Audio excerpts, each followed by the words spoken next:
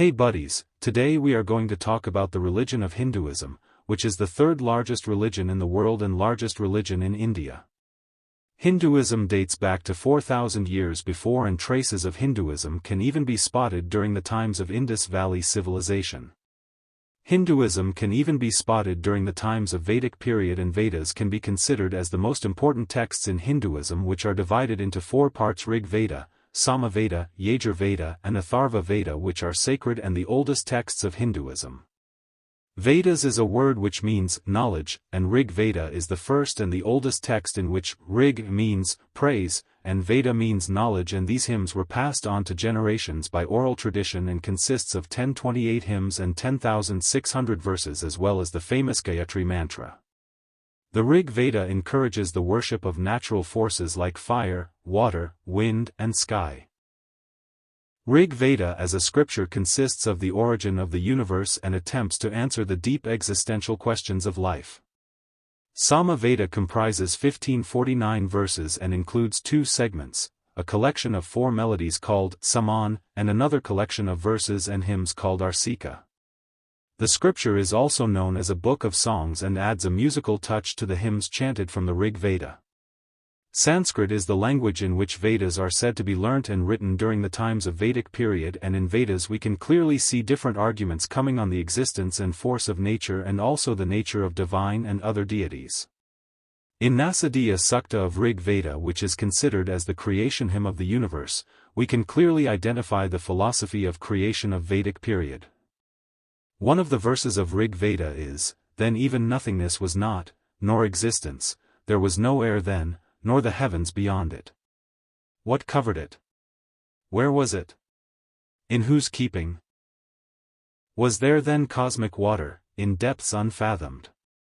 This is considered as the philosophical verse of Rig Veda, which determines the curiosity of Vedic scholars towards finding the truth of existence. The Vedic scholars have high influence on Hindu society, and after Vedas comes Upanishads, which means sitting down near, or sitting down near a guru. In Upanishads we can see the philosophy of Brahm and Moksha, which means attaining liberation by knowing the self, which is Brahm. In Upanishads it is mentioned about the concept of Maya, in which the material war, LD, is considered as a rat trap, and the way to end suffering is by attaining the knowledge of Brahm and achieve liberation.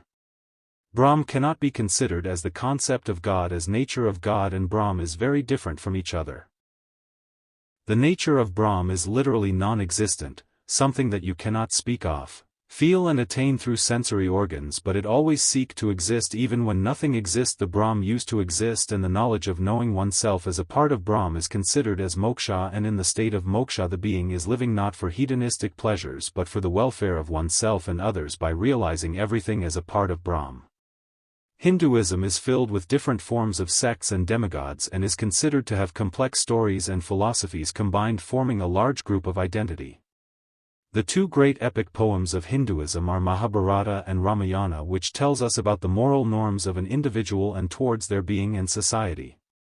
Also, many philosophical and religious sacred texts like Bhagavata, Ribu, and Ashtavakra Gita can be spotted in Hinduism, which shaped the philosophical narrative of Hinduism. In Hinduism, we can find different gods like Krishna, Shiva, Rama, Vishnu, and goddesses like Sarasvati, Lakshmi and Durga, which shows that Hinduism is a polytheistic religion, but some scholars predict Hinduism to be a monistic religion.